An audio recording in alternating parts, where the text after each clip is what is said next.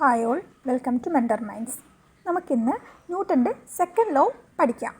Okay, നമ്മൾ ന്യൂട്ടൻ്റെ second law എന്ന് പറയുമ്പോൾ തന്നെ നമ്മുടെ മനസ്സിലോട്ട് ഫസ്റ്റ് വരേണ്ട കാര്യം എന്ന് പറഞ്ഞിട്ടുണ്ടെങ്കിൽ ഒരു ഇക്വേഷനാണ്.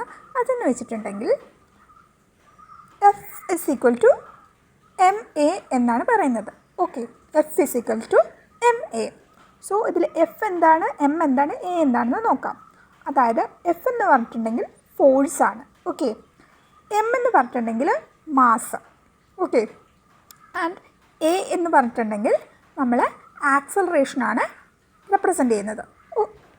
ആൻഡ് നെക്സ്റ്റ് എന്ന് പറഞ്ഞിട്ടുണ്ടെങ്കിൽ നമ്മൾ ഇപ്പോൾ നമുക്കൊരു ഇക്വേഷനായിട്ടുള്ള കാര്യം എഫ് ഫിസിക്കൽ നമ്മൾ ഓർത്ത് വയ്ക്കാം. പക്ഷെ നമുക്ക് ബേസിക്കലി ഒരു കുറച്ചുകൂടി ഓർത്തിരിക്കാൻ എളുപ്പം എന്ന് പറഞ്ഞാൽ റിയൽ ലൈഫ് എക്സാമ്പിളാണ് അല്ലേ.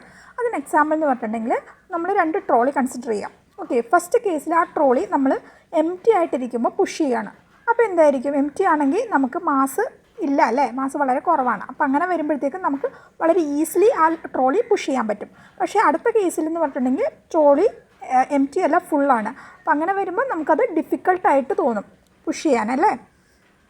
അപ്പം എന്ത് മനസ്സിലാക്കണം എന്ന് വെച്ചിട്ടുണ്ടെങ്കിൽ, ഇപ്പോൾ ഒരു മാസ് ലാർജ് ആണെന്നുണ്ടെങ്കിൽ ആക്സലറേഷൻ എന്ന് പറഞ്ഞിട്ടുണ്ടെങ്കിൽ സ്മോളർ ആയിരിക്കും, ഈക്വൽ ഫോഴ്സ് ആണെങ്കിൽ പോലും. ഓക്കെ, ഇവിടെ ഫോഴ്സിൻ്റെത് യൂണിറ്റ് ന്യൂട്ടണും മാസിൻ്റെത് കിലോഗ്രാമും ആക്സലറേഷൻ്റെ മീറ്റർ പെർ സെക്കൻഡ് സ്ക്വയറും ആയിരിക്കും.